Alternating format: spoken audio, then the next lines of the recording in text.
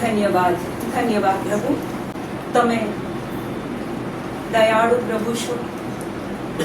સ્વર્ગીય પિતા, તમે અમને પુષ્કળ પ્રેમ કરો છો. પ્રભુ, તમે અમને એટલો તો પ્રેમ કરો છો કે તમે તમારા એકના એક પુત્રને અમારા માટે પૃથ્વી પર મોકલી આપ્યો અને એના બલિદાનથી અમારા માટે સ્વર્ગના દ્વાર ખુલી ગયા છે. Jesus Christ, you are the most high God. પ્રભુ ઈસુ, તમે અમારા બેસ્ટમાં બેસ્ટ રાજા છો. પ્રભુ ઈસુ, અમે તમારા રાજ્યમાં છીએ. પ્રભુ ઈસુ, તમે અમારી બેસ્ટમાં બેસ્ટ સંભાળ રાખો છો. પ્રભુ, તમારું વચન કહે છે કે પૃથ્વીના મંડાણ પહેલા તમે અમને પસંદ કર્યા છે. ઓ પ્રભુ, તમારું વચન કહે છે કે પ્રભુ, અમે તમને પસંદ નથી કર્યા, પણ તમે અમને પસંદ કર્યા છે. અમે તો પ્રભુ આ સંસારી જીવનમાં, આ સંસારની આંટી ઘૂંટીમાં પ્રભુ ક્યાંય આડા અવડા તમારાથી દૂર ચાલ્યા ગયા. પણ પ્રભુ, 99 ઘેટાને મૂકીને પ્રભુ તમે એકની પાછળ પ્રભુ મને બચાવવા, અહીંયા બેઠેલી એક વ્યક્તિને બચાવવા, ઓ પ્રભુ આખા જગતને બચાવવા, ઓ પ્રભુ ઈસુ, તમે પૃથ્વી પર આવી ગયા. પ્રભુ, તમારું વચન કહે છે કે મારા ઘેટા મારો સાદ સાંભળે છે. તેઓ મારી પાછળ આવે છે, હું તેઓને ઓળખું છું. અને પ્રભુ વાલા ઈસુ, તમે કીધું છે હું આ લોકોને શાશ્વત જીવન આપું છું. આ લોકોનો કદી નાશ નહીં થાય. મારા હાથમાંથી એમને કોઈ છીનવી નહીં લઈ શકે. ઓ વાલા ઈસુ, પુષ્કળ આભાર માનીએ છીએ. પ્રભુ, તમને ઓળખવાની આજે તાલાવેલી તમે આપી છે એ માટે આભાર માનીએ છીએ. પવિત્ર આત્મા, આ રૂમમાં, અમારા હૃદયોમાં તમે હાજરા હજુર છો માટે આભાર માનીએ છીએ. પ્રભુ, આભાર માનીએ છીએ કે આજે આ જગ્યા પર પ્રભુ તમે તમારી નિશાનીઓ, તમારા વન્ડર્સ, તમારો મહિમા, તમારા સમર્થનો અમને આ જગ્યા પર આજે બતાવવાના છો માટે આભાર માનીએ છીએ. થેન્ક યુ આપા પિતા, thank you Jesus, thank you Holy Spirit. Amen. Amen. ઈસુની જય. મનોજભાઈ, તમારા નસકોરામાં પ્રાણ ચાલુ છે, તો એ પ્રાણ નું કનેક્શન ક્યાં છે? દાખલા તરીકે અદાની ગેસ પાઇપલાઇન હોય તો એક છેડો આપણા ઘરમાં એનું કનેક્શન હોય, અને પછી એનો બીજો છેડો એનું જે મેઇન એનો જે રૂમ હોય ત્યાં હોય. તો આ તમારા નસકોરામાં, તમારા નાકમાં જે પ્રાણ ચાલે છે એનું કનેક્શન ક્યાં છે? ક્યાંથી એ શરૂ થાય છે? એનું સ્ટાર્ટિંગ પોઈન્ટ ક્યાં છે? ઉત્પત્તિ 2:7 કહે છે, ત્યાર પછી પ્રભુ પરમેશ્વરે ધરતીની માટીમાંથી માણસ ઘડ્યો. આપણને આ બધાને ખબર છે, પ્રભુએ માટી લીધી, એમાંથી એક માણસ બનાવ્યો, અને પછી કહે છે કે અને તેના નસકોરામાં પ્રાણ ફૂટ્યા, એટલે માણસમાં જીવ આવ્યો.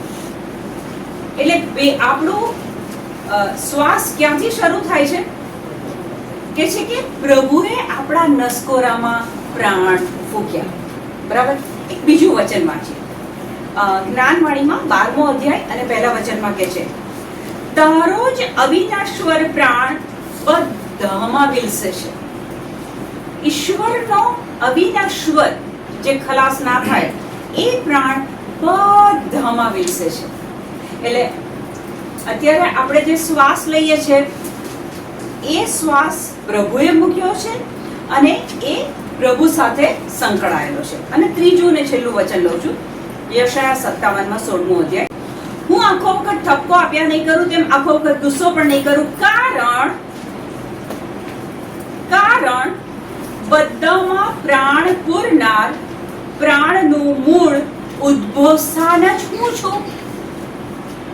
પ્રભુ કહે છે કે તમારા બધાના નસકોરામાં અત્યારે પ્રાણ ચાલે છે, તો પ્રભુ કહે છે એનું ઉદ્ભવ સ્થાન જ હું છું. મારામાંથી જ એ શરૂ થાય છે અને તમારામાં પહોંચે છે. આજે આ પ્રભુનો શ્વાસ આપણી અંદર જાય છે, શ્વાસ પછી ઉચ્છ્વાસ બહાર લઈએ છે, એ બાબત પર આપણે થોડું ધ્યાન ધરીએ, એના પર શાંતિથી વિચારીએ. હું અત્યારે કંઈક બોલીશ, પણ આપણે બધા આંખો બંધ કરીએ. થોડોક સમય એ શ્વાસ વચન કહે છે કે જેનો શ્વાસ બંધ થઈ જશે ને, જેનું મૃત્યુ થશે ને, એ પ્રભુની સ્તુતિ આરાધના નહીં કરી શકે. આપણે એ શ્વાસ ચાલુ છે. કેટલાય લોકો કાલે રાત્રે સુઈ ગયા ને આજે સવારે ઉઠ્યા નથી. આપણો શ્વાસ ચાલુ છે. આજે શ્વાસનું કંઈક મહત્વ સમજીએ, એને અનુભવીએ. એટલે આપણે બધા આંખો બંધ કરીએ. આંખો બંધ રાખીએ. પ્રભુએ આપણી અંદર મૂકેલા શ્વાસ તરફ આપણું ધ્યાન કેન્દ્રિત કરીએ. શ્વાસ અંદર જાય છે, શ્વાસ બહાર આવે છે. પ્રભુ આ શ્વાસ તમારી સાથે સંકળાયેલો છે. હા પ્રભુ, તમે મને માટીમાંથી બનાવ્યો અને એ માટી તમારા શ્વાસ થકી આ માટીમાં જીવ આવ્યો.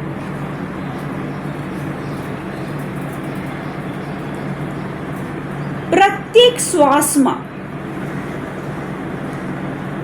ઓ પ્રભુ, પ્રત્યેક શ્વાસમાં તમે મારી અંદર છો. ઓ પ્રભુ, હું તમારી સાથે એક શ્વાસમાં સંકળાયેલી છું. પ્રભુ, પ્રેષિતોના ચરિત્રોમાં તમારું વચન કહે છે કે માણસો જે મૂર્તિ બનાવે છે, જે મંદિરો ઊભા કરે છે, પ્રભુ એમાં તમે નથી વસતા. પણ પ્રભુ, તમે જે મંદિર બનાવો છો, માણસને બનાવો છો, એની અંદર પ્રભુ તમે બિરાજમાન છો.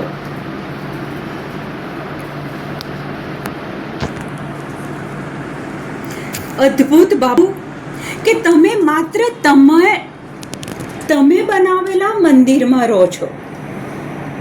અમે જ્યારે કોઈ મૂર્તિ બનાવીએ છીએ તો પ્રભુ તમે ત્યાં નથી હોતા. એ માટીમાં પ્રભુ તમે નથી હોતા. અને એટલે જ પ્રભુ તમારી આજ્ઞા 10 આજ્ઞાઓમાં તમે કીધું છે કે મૂર્તિ પૂજા ન કરવી, કારણ કે પ્રભુ તમે તો અમારા શ્વાસમાં, અમારી અંદર બિરાજમાન છો.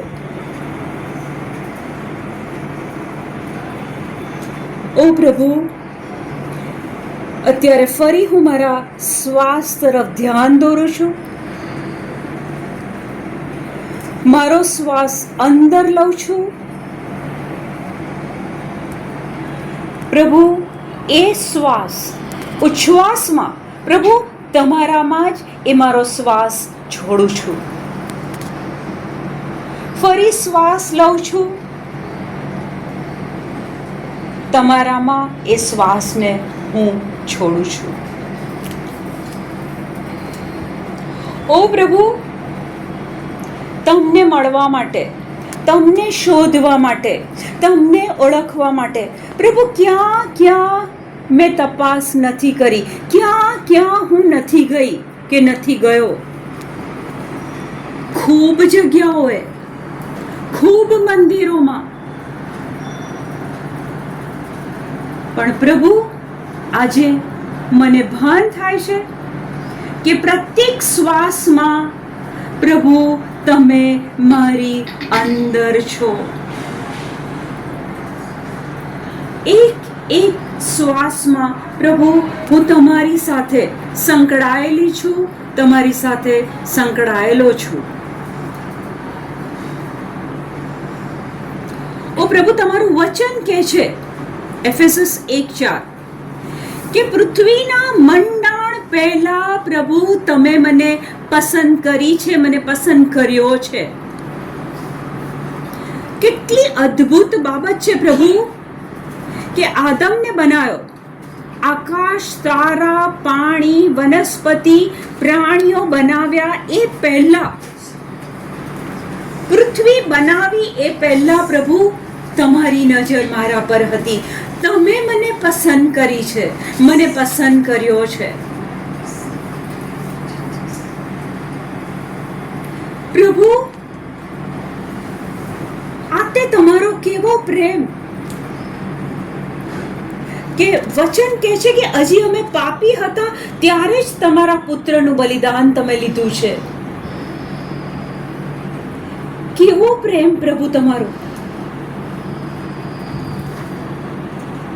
રાજા દાવીદ, અબ્રાહમ પિતા દાનિયેલને બનાયા એ પહેલા, સૃષ્ટિના મંડાણ પહેલા પ્રભુ તમે મને પસંદ કરી છે.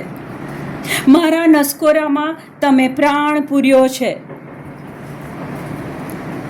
ઓ પ્રભુ, હું તે કેવી ભાગ્યશાળી છું કે પ્રભુ તમે મને પસંદ કરી છે.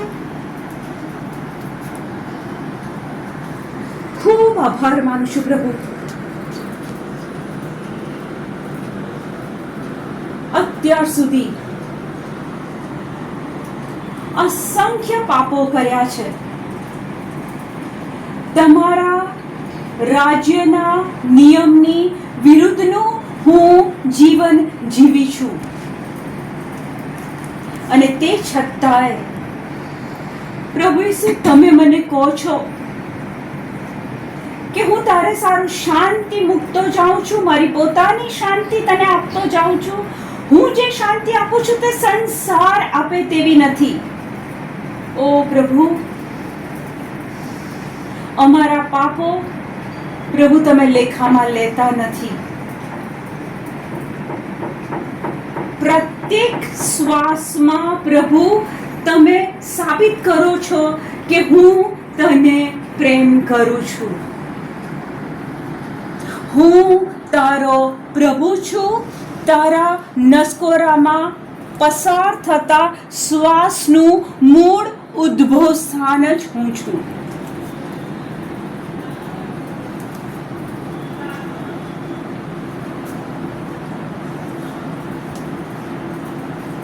પ્રભુ, કેટલાય લોકો હાર્ટ એટેકમાં ઓન ધ સ્પોટ ગુજરી ગયા, એક્સિડન્ટ ઓન ધ સ્પોટ મરી ગયા. ઓ પ્રભુ, કોરોના વખતે પેલા ઝાડ ઉપરથી પાંદડા ગળી જાય એવી રીતના લોકો મૃત્યુ પામ્યા. પણ પ્રભુ, તમે મારા નસકોરામાં એ પ્રાણ સતત વહાવો છો. પ્રભુ, મારી લાયકાત નથી, મારા કર્મો નથી, મારું સારું જીવન નથી, પણ પ્રભુ આ તમારો પ્રેમ છે. તમે મને પ્રેમ કરો છો. ઓ પ્રભુ, આ પ્રેમ માટે પુષ્કળ આભાર માનું છું. પ્રભુ, માથી 3:16 જ્યારે યોહાન ઈસુને બાપ્તિસ્મા આપે છે ત્યારે ઈસુ ઉપર પારેવાની જેમ પવિત્ર આત્મા ઉતરી આવ્યા. ઈસુના મૃત્યુ પછી અને પુનરુત્થાન પછી શિષ્યો એક રૂમમાં પ્રાર્થના કરતા હતા, અને 50મા પર્વના દિવસે પવિત્ર આત્મા એમની ઉપર ઉતરી આવ્યા. એ અન્ય ભાષા પ્રભુ તમે અમને આપી છે એ માટે આભાર માનીએ છીએ.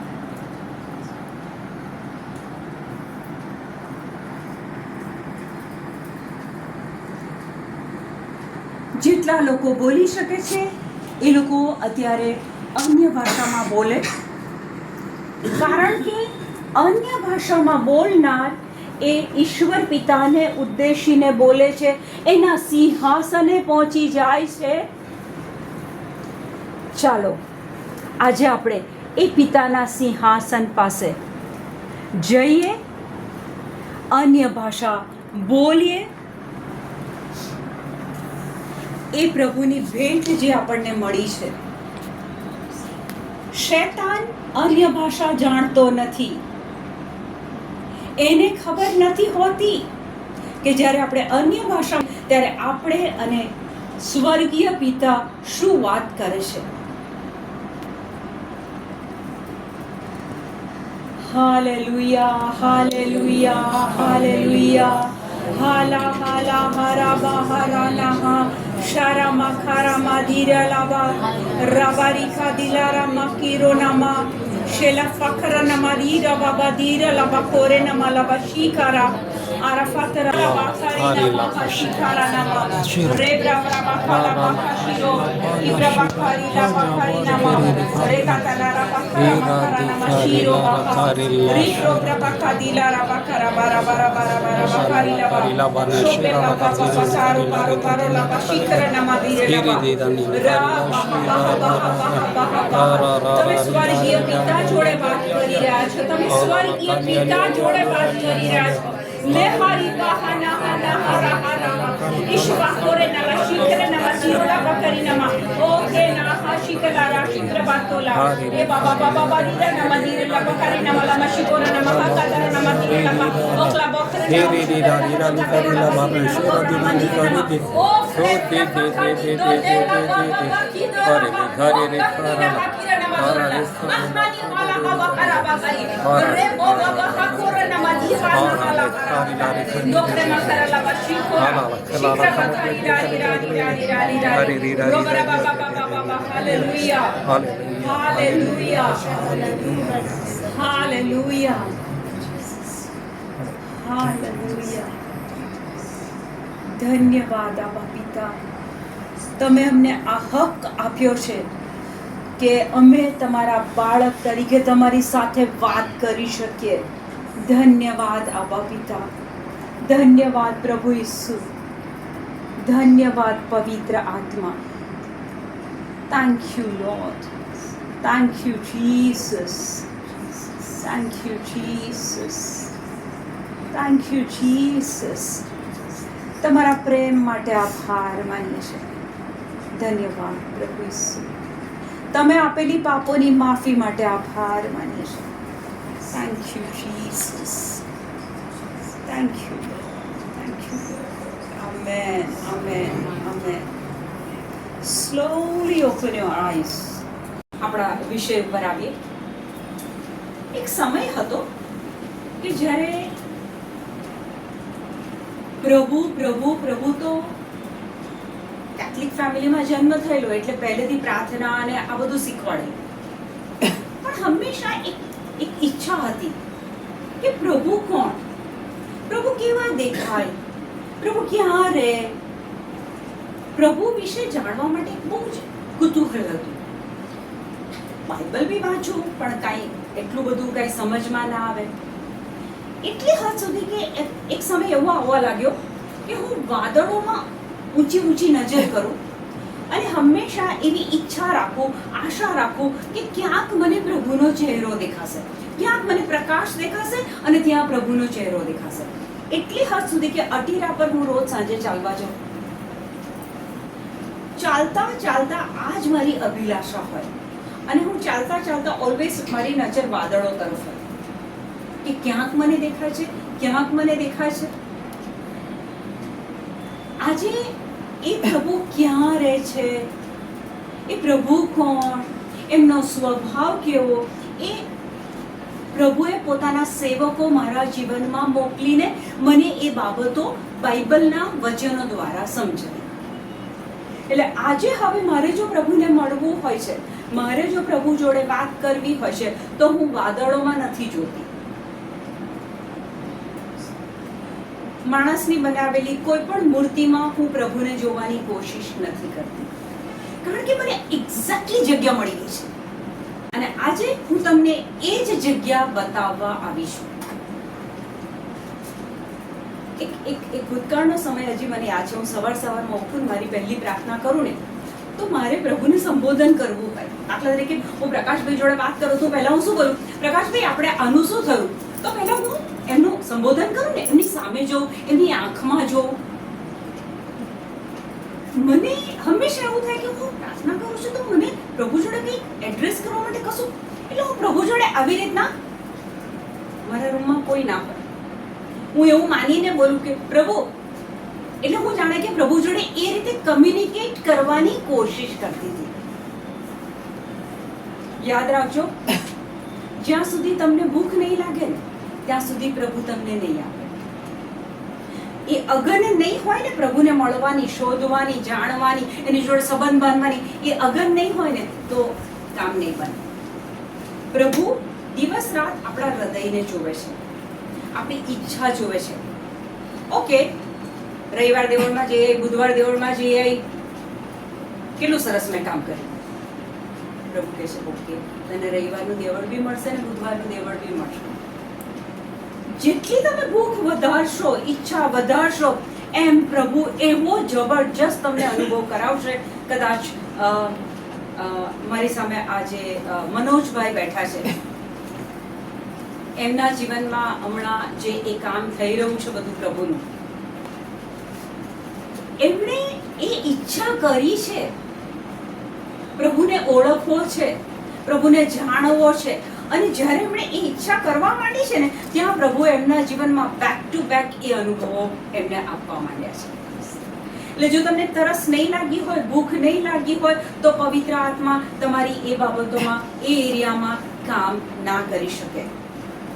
હવે આ લગભગ પોણો કલાક જેવું થશે. ઘરની બધી જ ચિંતાઓ અત્યારે ભૂલી જજો.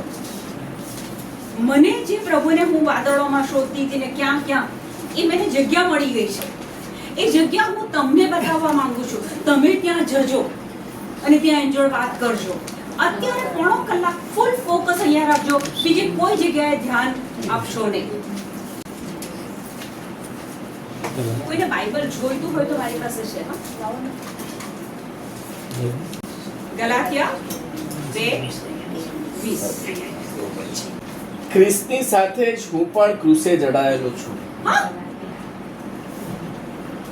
આ તમે શું વાંચો છો? ફરીથી વાંચો. ખ્રિસ્તની સાથે જ હું પણ ક્રૂસે જડાયેલો છું. સંત પાઉલ કહે છે, ખ્રિસ્તની સાથે હું પણ ક્રૂસે જડાયેલો છું. હવે ઈસુ જન્મ્યા, ઈસુ ક્રૂસ પર મરી ગયા, પુનરુત્થાન થયું, 40 દિવસ પછી ઉપર ગયા. સંત પાઉલ તો નીચે જ છે, શરીરમાં જીવે છે, પણ સંત પાઉલ શું કહે છે? ખ્રિસ્તની સાથે હું પણ ક્રૂસે જડાયેલો છું. હું અને તમે, જેણે જેણે બાપ્તિસ્મા લીધું છે, હું અને તમે ખ્રિસ્ત સાથે ક્રૂસે જડાયેલા છીએ.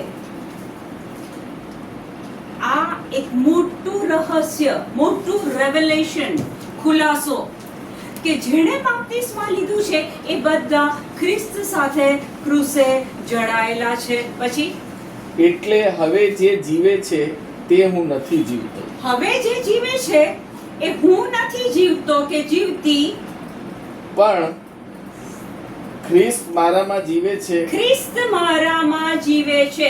Christ is living in me. ખ્રિસ્ત ક્યારે છે? ખ્રિસ્ત ક્યારે છે? આપણે ક્યાં શોધવા જઈએ છે? વાદળોમાં, મંદિરોમાં, મૂર્તિઓમાં, ફોટામાં, ક્યાં ક્યાં શોધવા જઈએ છે? વચન કહે છે કે ખ્રિસ્ત તમારી અંદર છે. તકલીફ ક્યાં થાય છે ખબર છે? પ્રભુ એ આત્મા છે. ઈશ્વર પિતા આત્મા, પ્રભુ ઈસુ ખ્રિસ્ત આત્મા, પવિત્ર આત્મા એ આત્મા છે. આપણે એમને આ શારીરિક આંખોથી જોવાની કોશિશ કરીએ છીએ. શિષ્યો બંધ દરવાજે પ્રાર્થના કરતા હતા, દરવાજા તો બંધ હતા. ઈસુ અંદર આવ્યા, આત્મા હતા. શારીરિક મૃત્યુ થયું એ પહેલા એ શરીર માં હતા, એ આત્મા શરીરની અંદર હતા, મૃત્યુ થયું, પુનરુત્થાન પામ્યા. હવે ઈસુ ચાહે ત્યાં જઈ શકે, બંધ દરવાજાની અંદર એન્ટ્રી પાડે છે. હવે એ આત્મા જે આપણે શારીરિક આંખોથી જોવાતો નથી, એ ઈસુને આપણે શોધવા માટે ફાંફવા માંડીએ છીએ. Correct princess? આઈ થિંક એ મારી સાથે કદાચ એ ક્યારેક આવું થયું લાગે છે, એટલે એમના સ્માઇલમાં એક અલગ સત્ય છે કે હા આવું થયું છે.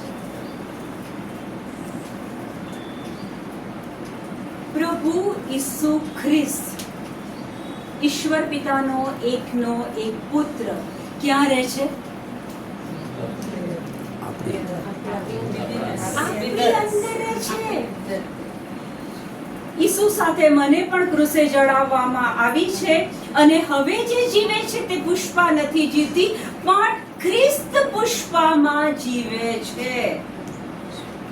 આપણે કશું કોઈ આપણે એક ડાયલોગ માર્યો હોય ને, તને તો ભાન જ નથી પડતી, તો એ વાક્ય આપણે કેટલી વાર રટણ કરીએ છીએ. મને હું કહી ગઈ, ભાન જ નથી પડતી, ભાન જ નથી પડતી, ભાન. એ મનન ચિંતન, એ રટણની જગ્યાએ જો આજથી આપણે આ રટણ કરીએ કે ખ્રિસ્ત સાથે મને ક્રુસે જડાવવામાં આવી છે, હવે જે જીવે છે તે હું નથી જીવતી, પણ મારામાં ખ્રિસ્ત જીવે છે. આ બોલવા માંડીએ, મારામાં ખ્રિસ્ત જીવે છે, મારામાં ખ્રિસ્ત જીવે છે, તો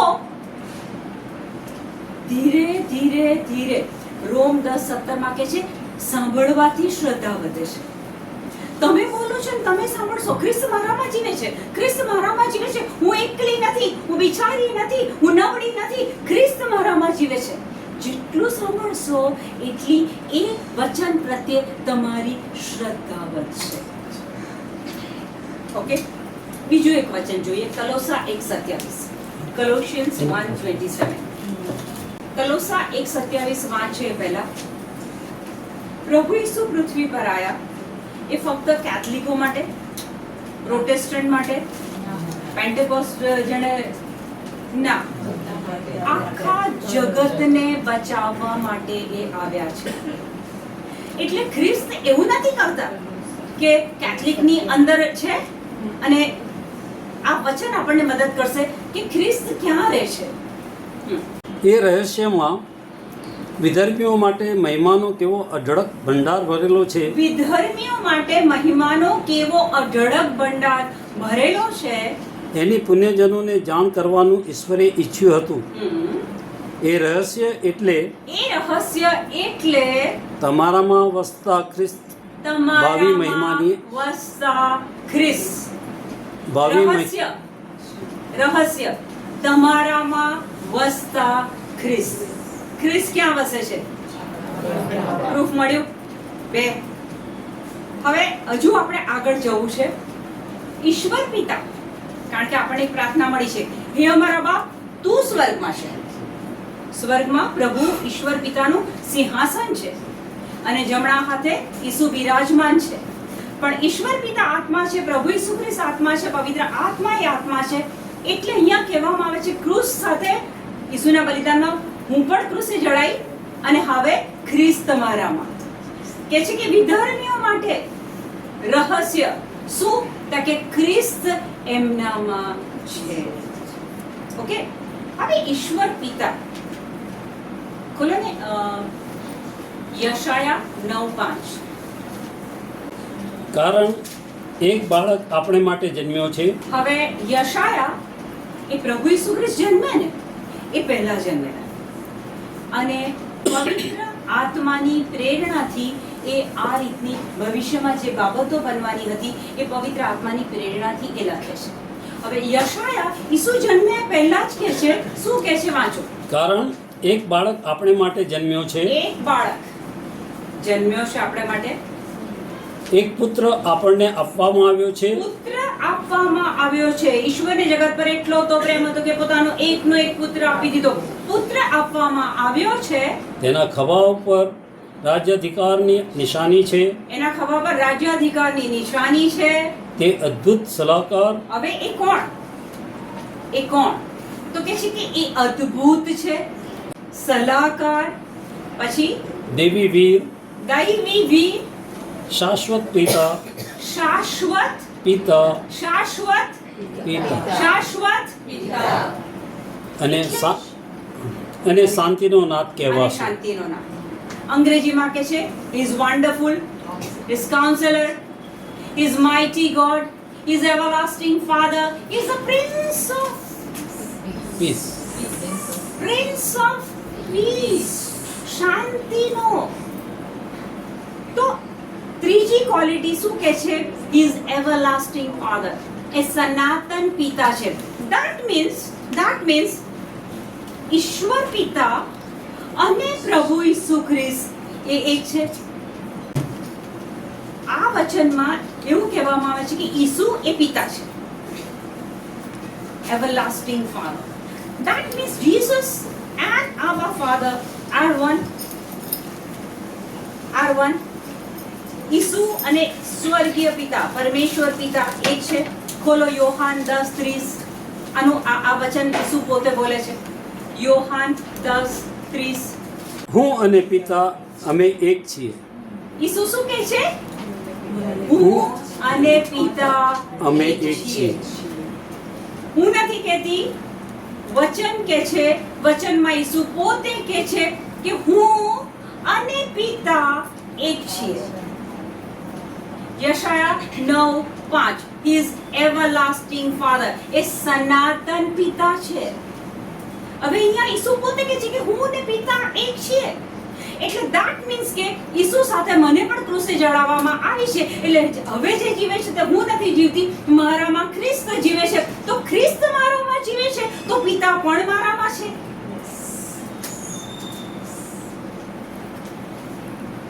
આજે આ જો બાબત તમારા સમજમાં આવી ગઈ ને,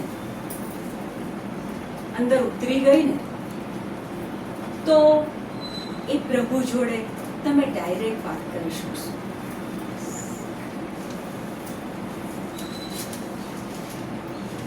બહુ બધી જગ્યાઓએ તપાસ કરીને, શોધ કરીને, પ્રયત્નો કર્યા પછી મેં કીધું એ પ્રમાણે પ્રભુએ એમના સેવકો મોકલીને મને આ બાબતો સમજાવી કે પિતા ક્યાં છે? તો કે તારી અંદર. ઈસુ ક્યાં છે? તો કે તારી અંદર. આપણને તકલીફ ક્યાં પડે છે? જો હું એન્ટોનીટા જોડે વાત કરું તો હું એની સાથે એના શરીરને પણ જોઈ શકું છું, એની આંખમાં આંખ રાખીને વાત કરું છું. એટલે મને ત્યાં એવું લાગે છે કે હા, આજે મેં એની જોડે વાત કરી. પણ પ્રભુ આપણી અંદર છે, આત્માના રૂપમાં છે. એ આત્મા આપણને જોઈ નથી શકાતો. એટલે આપણે ઘણી વખત બોલીએ છીએ ખરા, આઈ બિલીવ ઇન ગોડ, પ્રભુ એક જ પરમેશ્વરમાં હું શ્રદ્ધા રાખું છું, બધું બોલીએ છીએ ખરા. પણ બધું મારો અનુભવ છે, તમે તો એવા નથી, તમે સારા છો. મારું બધું જ ઉપર જતું હતું, બધું જ ઉપરથી જતું હતું. ખાલી હું શબ્દોથી પ્રાર્થના કરતી હતી. પણ એક વસ્તુ હતી કે અંદર ભૂખ સખત હતી કે એ ઈસુને મારે ક્યાં રહે છે, એ ઈસુ કેવા છે, મારે એમને ઓળખવા છે, એમનો સ્વભાવ કેવો છે, એ બધી ભૂખ હતી. એટલે પ્રભુએ મારી ભૂખ અનુસાર મને ભોજન આપ્યું. હવે હજી એક આપણે એનું એ લઈએ, એફેસસ 4:6 કાઢો. એફેસિયન્સ સ્નાન સંસ્કાર એક છે સ્નાન સંસ્કાર, બેપ્ટિઝમ, સ્નાન સંસ્કાર એક છે. અને સૌના ઈશ્વર અને પિતા એક છે. સૌના ઈશ્વર અને પિતા એક છે. આખી પૃથ્વી પર જેટલા માનવો છે એ બધાને બનાવનાર એક જ પ્રભુ છે, એક જ પિતા છે. ઓકે, હા, જે સૌની ઉપર છે, સૌની ઉપર છે, સૌ મારફતે કામ કરી રહ્યા છે. સૌ મારફતે કામ કરી રહ્યા છે. આજે ફાધરો, સિસ્ટરો સ્કૂલો ચલાવે છે, હોસ્પિટલ ચલાવે છે, સેવા કરે છે, નિસ્વાર્થ સેવા કરે છે, લોકોને પ્રેમ કરે છે, સાજાપણું આપે છે, એમની સેવા કરે છે. આ લોકો દ્વારા પ્રભુ કામ કરી રહ્યા છે. એક માતા, એક નર્સ હોય, નર્સની 8 કલાકની ડ્યુટી હોય, બરાબર. હવે એ હોસ્પિટલમાં એક બાળક આવ્યું, બહુ જ માંદું છે, રડ કરે છે. હવે એ સમયની જે નર્સ છે એને બહુ પ્રેમ કરે છે. પેલું બાળક રડતું હોય છે તે બંધ બી થઈ જાય છે. પણ 8 કલાક પૂરા થશે એટલે નર્સ શું કરશે? સહી કરીને ઘેરે. ટાઈમ પૂરો થઈ ગયો. એની વાત બી ખોટી નથી. મારા 8 કલાક પૂરા થઈ ગયા. માતા હોય છે એ બાળકને કેવો પ્રેમ કરે છે? 24 કલાકનો ઉજાગરો હશે તોય એ માતા બાળકને એવું નથી કહેતી કે 24 કલાક થઈ ગયા, ચલ હવે તું સૂઈ જા, મને સુવા દે, મારે પાર્ટીમાં જવું છે, તું ઊંઘી જા, હું જઉં છું પાર્ટીમાં. ના, માતા દ્વારા આ પ્રભુ એ બાળકનું લાલન પાલન કરે છે. લોકો હમણાં વચનમાં શું કીધું કે સૌ દ્વારા પ્રભુ કામ કરે છે. લોકો દ્વારા પ્રભુ કામ કરે છે. પ્રભુ એક છે, પિતા એક છે, સૌના દ્વારા કામ કરે છે. પછી અને સૌમાં વસે છે. અને સૌમાં વસે છે. અને સૌમાં અને અને એટલે તમારામાં વસે છે. એ પિતા તમારામાં વસે છે. કેમ ઇમેજિન, મને જ્યારે આ વચન સમજમાં આવ્યા ને કે હું કેવી તો પ્રભુની પસંદ કરેલી વ્યક્તિ છું કે જેણે આખી દુનિયા બનાવી છે. એણે સૃષ્ટિના મંડાણ પહેલા મને પસંદ કરી છે ને આજે વચન કહે છે કે એ ઈસુ મારામાં છે, એ ખ્રિસ્ત મારામાં છે, એ આબા પિતા મારામાં છે. One more. હવે 2 કોરિન્થ 6:16 કરો. ઈશ્વરના મંદિરનો અને મૂર્તિનો સી રીતે મેળ ખાય? ધ્યાનથી સાંભળજો આ વચન ફરીથી. ઈશ્વરના મંદિરનો અને મૂર્તિનો સી રીતે મેળ ખાય? ઈશ્વરનું મંદિર અને એક મૂર્તિ, માનવે બનાવેલી મૂર્તિ. મેં હમણાં કીધું પ્રેષિતોના ચરિત્રોમાં 17 અધ્યાયમાં કે પ્રભુ ક્યાં રહે છે? તો કે એણે જે માનવને બનાવ્યો છે એના નસકોરામાં એણે પ્રાણ પૂર્યો છે. એટલે પ્રભુ પોતે બનાવેલી વ્યક્તિ છે, એમાં રહે છે. વચન કહે છે કે ફરીથી વાંચો. ઈશ્વરના મંદિરનો ઈશ્વરના મંદિરનો અને મૂર્તિનો સી રીતે મેળ ખાય? મૂર્તિનો શી રીતે મેળ ખાય? મૂર્તિ તો માનવે બનાવી છે, એમાં પ્રભુ નથી રહેતા. આપણે તો મૂર્તિ કેટલી બી સુંદર હોય, કલરફુલ હોય, એકદમ તમે જે ઇમેજિનેશન કરી હોય તમારા પ્રભુ માટે એને મળતી આવતી હોય, પણ એ તો મૂર્તિ છે, એ તો ફોટો છે. કે છે કે ઈશ્વરના મંદિરનો અને મૂર્તિનો મેળ ક્યાં ખાય? ઈશ્વરનું મંદિર કોણ છે? હું ને તમે છે. આપણા નસકોરામાં એમણે પ્રાણ પૂર્યો છે. આખું ફરીથી વાંચો. ઈશ્વરના મંદિરનો અને મૂર્તિનો સી રીતે મેળ ખાય? આપણે તો ચેતન સ્વરૂપ પરમેશ્વરનું મંદિર છીએ. આપણે તો કોણ છીએ? આપણે તો ચેતન સ્વરૂપ ઈશ્વરનું મંદિર છે. જે પ્રભુ જીવતો છે એનું આ મંદિર છે અને આ મંદિરમાં પ્રભુ વસે છે. જોરથી બોલો. આપણે ચેતન સ્વરૂપ ઈશ્વરનું મંદિર છીએ. આખું બોલો. આપણે ચેતન સ્વરૂપ ઈશ્વરનું મંદિર છે. બોલો. આપણે ફરીથી બોલો. આપણે તો ઈશ્વર સ્વરૂપ ઈશ્વરનું મંદિર છીએ. આ ઘરે ગયા પછી છે ને બોલજો, ઈસુ સાથે મને ક્રુસે ચડાવવામાં આવી છે. હવે જે જીવે છે તે હું નથી જીવતી, ખ્રિસ્ત મારામાં જીવે છે. આ બોલજો, ખ્રિસ્ત મારામાં. જેટલું બોલશો ને એટલી શ્રદ્ધા વધશે. ચેતન, હું કોણ છું? ચેતન સ્વરૂપ ઈશ્વરનું મંદિર. ઓકે, હજી એક લઈએ. 1 યોહાન 4:15. જે કોઈ એમ સ્વીકારે છે કે ઈસુ ઈશ્વરના પુત્ર છે, હા, ઈસુ એ ઈશ્વરના પુત્ર છે. રોમ 10:9 જો તું તારા હોઠે એમ કબૂલ કરતો હોય કે વચન કહે છે કે જો તું તારા હોઠે એમ કબૂલ કરતો હોય કે ઈસુ પ્રભુ છે ઈસુ પ્રભુ છે અને તારા અંતરથી એમ માનતો હોય કે અને તારા અંતરથી માનતો હોય કે તેમને ઈશ્વરે મરેલામાંથી સજીવન કર્યા હતા. તેમને ઈશ્વરે મરેલામાંથી સજીવન કર્યા હતા. 2 બાબત. જો તું તારા હોઠે એમ કબૂલ કરતો હોય કે જો તું તારા હોઠે એમ કબૂલ કરતો હોય કે ઈસુ પ્રભુ છે, ઈસુ એ પ્રભુ છે. અને એક વસ્તુ આવી. પહેલી બાબત કઈ તો કે જો તું તારા હોઠે એમ કબૂલ કરતો હોય કે ઈસુ એ પ્રભુ છે.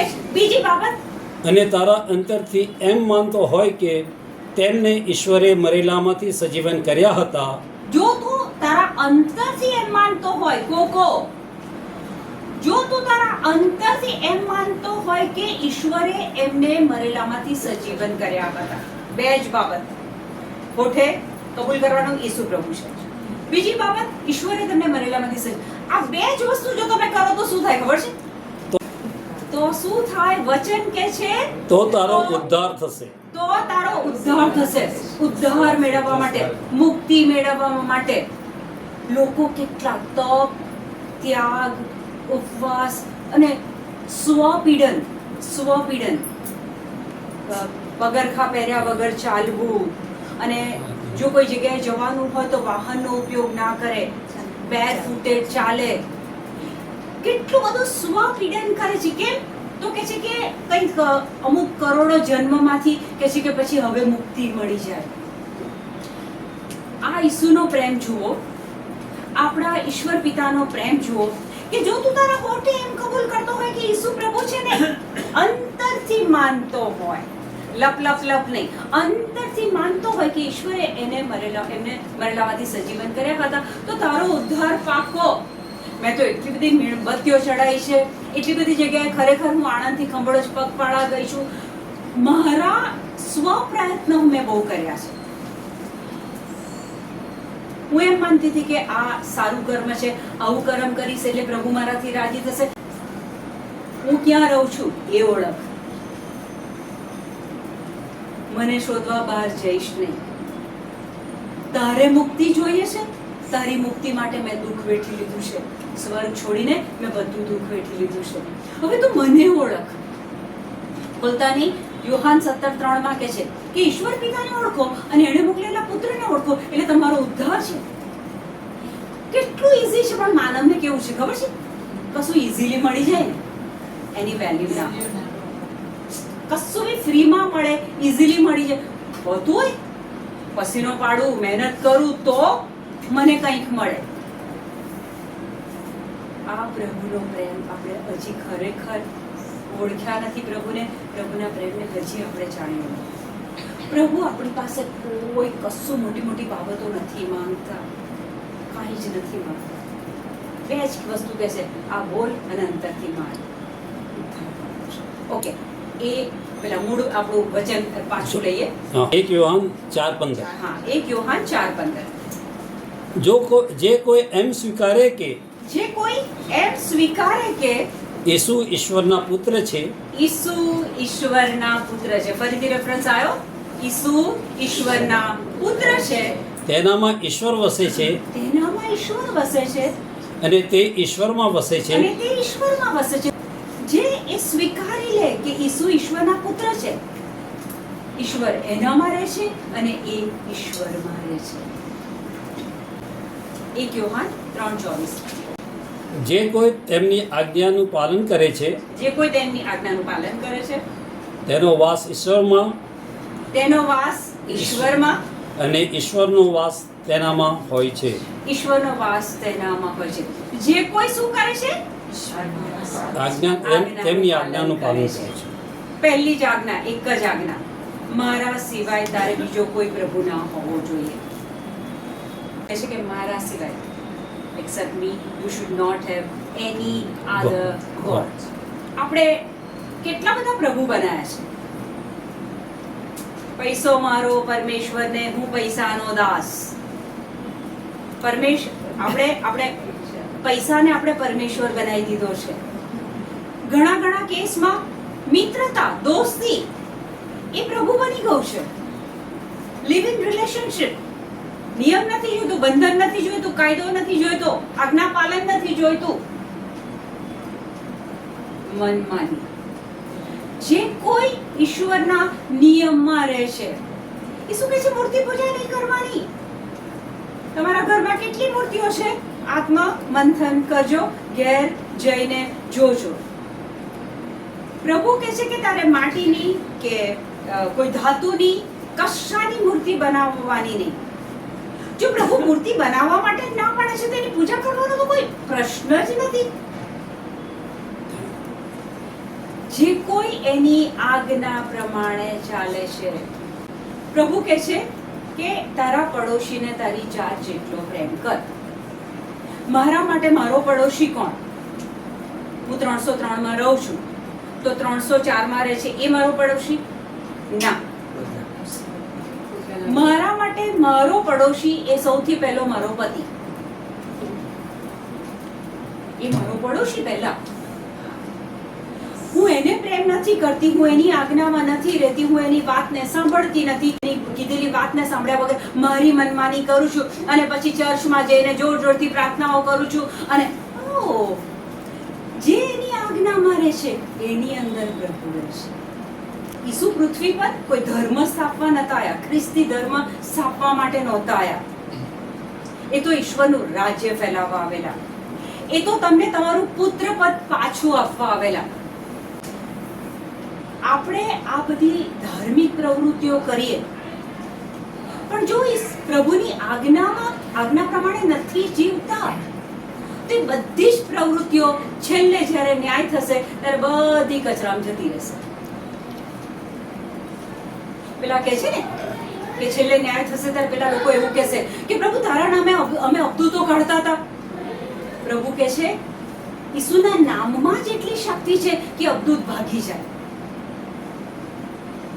આપણા કર્મો કેવા ઈરાદાથી કરીએ છીએ, એમાં ક્યાંય પ્રભુની આજ્ઞાનું પાલન આવે છે? જો પાલન આવતું હોય તો વચન શું કહે છે? જે કોઈ તેમની આજ્ઞાનું પાલન કરે છે તેનો વાસ ઈશ્વરમાં અને ઈશ્વરનો વાસ તેનામાં હોય છે.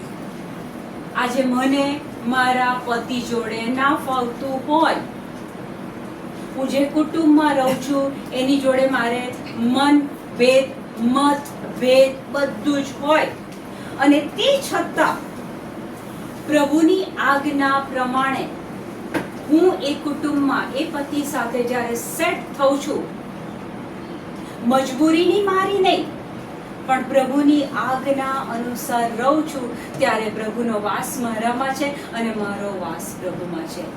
1 Peter 2:19 કહે છે કે પ્રભુને ગમે એ રીતે જો તમે દુઃખ વેઠો છો તો એ તમારા ઉપર ક્રેડિટમાં નોંધાય છે. લાસ્ટ છેલ્લો ભાગ હવે પતી ગયો, છેલ્લો, કારણ કે ઘણા લોકો થાકી ગયા છે.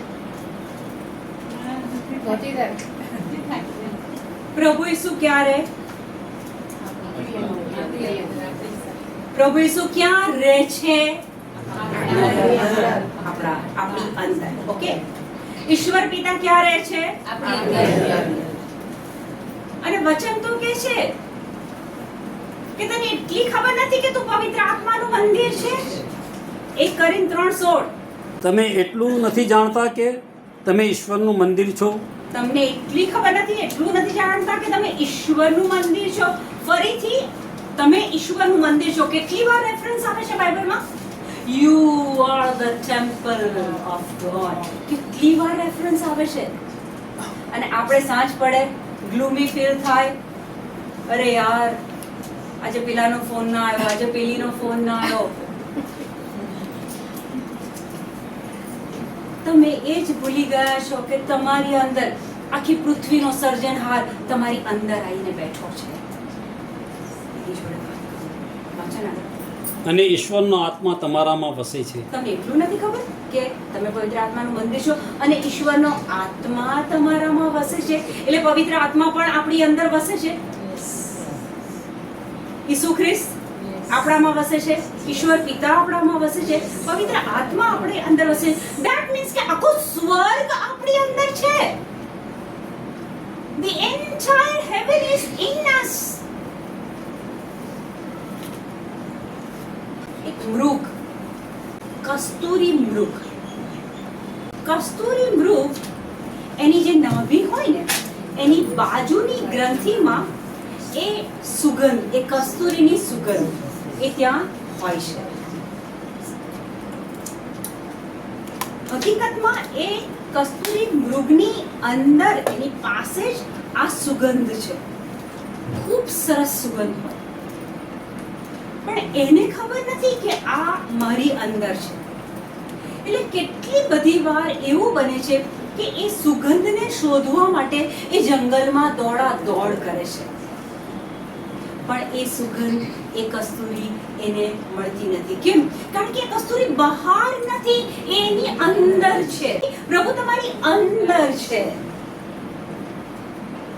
એને મળવું હોય, પ્રભુ ઈસુએ કીધેલું ને, તારી ઓરડીમાં જજે, દરવાજો બંધ કરજે, પિતા જોડે વાત કરજે.